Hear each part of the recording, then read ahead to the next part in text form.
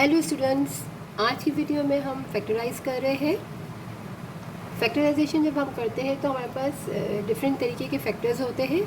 तो वहाँ हमें फैक्टर्स को पहचानना होता है कि इसमें हमें क्या अप्लाई करना है। जैसे कि कुछ होते हैं हमारे पास मिडिल टर्म ब्रेकिंग करते हैं, कुछ हमारे आइडेंटिटी फार्मूले अप्लाई करने से सॉल्व होते हैं, कुछ में हमें कॉमन लेना होता है। तो डिफरेंट टाइप के हमारे पास फैक्टर्स होते हैं। तो अगर हम यहाँ देखें तो यहाँ पर हमारे पास 3 टर्म है, पावर स्क्वायर, पावर 1 और कांस्टेंट। तो जब हम देख रहे हैं तो हम बोलेंगे यहाँ पर हम इसको मिडिल टर्म ब्रेक कर सकते हैं। हम इसको मिडिल टर्म ब्रेकिंग से भी कर सकते हैं, लेकिन इससे और इजी वे में एक तरीका और मैं बताती हूँ कि यहाँ पर अगर हम देखें तो फर्स्ट टर्म और लास्ट टर्म अगर हम देख लें, 3 टर्म है। जब हम मिडिल टर्म ब्रेक भी करते हैं तो मिडिल टर्म ब्रेक हम उस वक्त करेंगे जब हमारे पास यहाँ की पर लास्ट टर्म जो है ना वो परफेक्ट स्क्वायर अगर ना हो तो हमें मिडिल टर्म ब्रेक ही करना पड़ेगा उस फैक्टर्स को। बट यहाँ अगर हम देखें तो 3 टर्म है, बट फर्स्ट और लास्ट टर्म दोनों हमारी क्या है, परफेक्ट स्क्वायर है। तो जब परफेक्ट स्क्वायर होता है तो यहाँ हम आइडेंटिटी फार्मूला अप्लाई कर सकते हैं। तो अब हम फर्स्ट टर्म को बोले 144 का हो जाएगा 12 और ए स्क्वायर का हो जाएगा ए, और लास्ट में 1 है तो 1 का स्क्वायर। तो ये हमारा हो गया परफेक्ट स्क्वायर।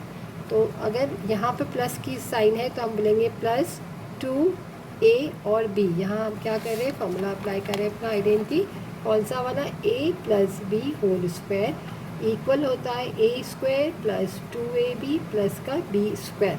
हमारे पास हमें फैक्टर्स बनाने हैं, यानी कि हमें एक ओपन एक्सप्रेशन है जिसे हमें ब्रैकेट्स में क्लोज करना है। जब हम फैक्टर्स बनाते हैं तो हमारे पास एक ओपन इक्वेशन होती है जिसे हम फैक्टर बनाते हैं तो ब्रैकेट में आंसर आता है। इसी तरह अगर एक्सपेंड होता तो ब्रैकेट में क्वेश्चन होता और उसको हम एक्सपेंड करते इस तरह। तो अब हमारे पास ये कंडीशन में सवाल है, हमें ये चीज़ बनानी है। तो हमने क्या किया, फर्स्ट और लास्ट टर्म हमारी परफेक्ट स्क्वायर है तो हमने फाइंड कर ली। फॉर्मूले में सेंटर में होता है 2ab और यहाँ प्लस था इसलिए हमने प्लस का फॉर्मूला अप्लाई किया। तो 2ab, ए टर्म हमारी क्या आई है ब्रैकेट में 12 ए और बी टर्म क्या आई है 1। अब आप यहाँ पर चेक कर सकते हो कि 2 को मैं 12 से मल्टीप्लाई करूँगी तो 24 और ए तो सेम आ गई सेंटर वाली टर्म।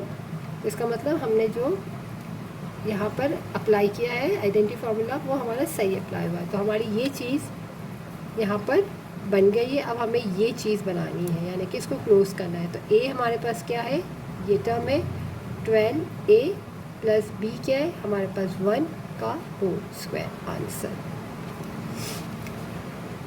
इसको आप यूँ भी कर सकते थे, अगर मिडिल टर्म करते तो 144 को 1 से करेंगे तो 144 का आप फैक्टर्स बनाओगे फिर करोगे तो उससे भी आंसर आएगा। बट लेकिन जब हमारे पास परफेक्ट स्क्वायर हो तो हम डायरेक्ट यहाँ पर आइडेंटिटी फार्मूला अप्लाई करेंगे तो यहाँ पर 2 लाइन में हमारा सॉल्व हो जाएगा। तो और वैसे भी जब परफेक्ट स्क्वायर हो तो हमें यहाँ पर आइडेंटिटी फार्मूला ही अप्लाई करना ईजी रहता है। अब यहाँ देखिए ये पावर स्क्वायर है, 2 टर्म है।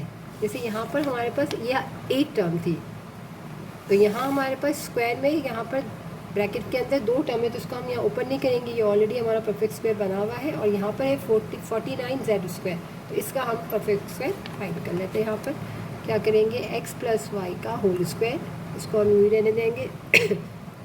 सिर्फ चेंज आपको इसलिए लग रहा होगा, यहाँ पर 2 टर्म है और यहाँ पर क्या है प्लस 49 का हो जाएगा 7z का होल स्क्वायर। तो फर्स्ट और लास्ट टर्म हमारी परफेक्ट स्क्वायर हो गई है। अब यहाँ हम क्या करेंगे, यहाँ माइनस है तो यहाँ पर कौन सी आइडेंटिटी लगेगी हमारी, माइनस की।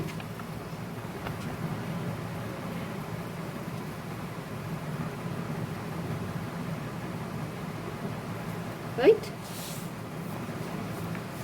तो यहाँ हो जाएगा -2a हमारे पास है x प्लस वाई और b हमारे पास है 7z।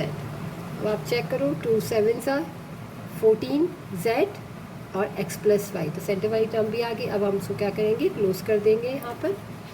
तो a हमारी टर्म क्या है, a माइनस बी, यानी a हमारे पास अब 2 टर्म है। क्या है, a क्या है x प्लस वाई यानी a माइनस b क्या है 7z का होल स्क्वायर आंसर।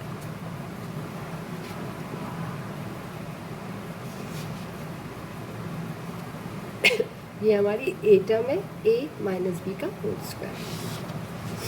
अब यहाँ पर अगर हम देखें तो फर्स्ट और लास्ट टर्म दोनों परफेक्ट स्क्वायर नहीं है, तो हम ये सोचेंगे चलो हम यहाँ मिडिल टर्म ब्रेक कर लें। लेकिन एक चीज़ अगर आप और गौर करो तो यहाँ तीनों में क्या चीज़ कॉमन आ रही है, यहाँ हमारे पास कॉमन आ रहा है 3। तो सबसे पहले अगर हम 3 को कॉमन ले लें तो ये हो जाएगा 4x स्क्वायर, और यहाँ पर आ जाएगा 12x, और ये आ जाएगा 3 9 27। जब हमने कॉमन ले लिया तो हमारे पास जो टर्म आई है फर्स्ट और लास्ट दोनों के आगे ही परफेक्ट स्क्वायर। तो अब हम यहाँ पर क्या कर सकते हैं, आइडेंटिटी फार्मूला अप्लाई कर सकते हैं। तो हमारी यहाँ हो जाएगी फर्स्ट टर्म 2x स्क्वायर और लास्ट 3 का होल स्क्वायर। अब यहाँ पर नेगेटिव है तो -2ab वाला फार्मूला a और b। a हमारे पास क्या है 2x और b क्या है 3। चेक कर लेते हैं, 2 to the 4 4 3 is 12x। अब हम इसको क्लोज कर लेंगे। a हमारे पास क्या है 2x, यहाँ माइनस है तो ये माइनस वाला फार्मूला 3 का होल स्क्वायर। अब हम ये ब्रैकेट की हमें नीड नहीं, हम लिख देते हैं 3 2x - 3 का होल स्क्वायर आंसर। तो ये हमने जो फैक्टर्स सॉल्व किए वो हमने सॉल्व किए हैं आइडेंटिटी फार्मूले से।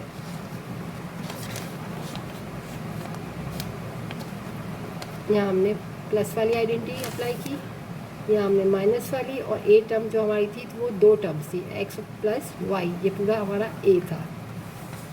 और लास्ट में हमारे पास क्या था, परफेक्ट स्क्वायर नहीं था, तो हमने देखा तीनों में 3 कॉमन था तो हमने 3 कॉमन ले लिया, उसके बाद हमारा परफेक्ट स्क्वायर बन गया। तो यहाँ पर भी हमने अपनी आइडेंटिटी अप्लाई कर दी, और यहाँ पर भी नेगेटिव था तो नेगेटिव वाला फॉर्मूला हमने अप्लाई किया।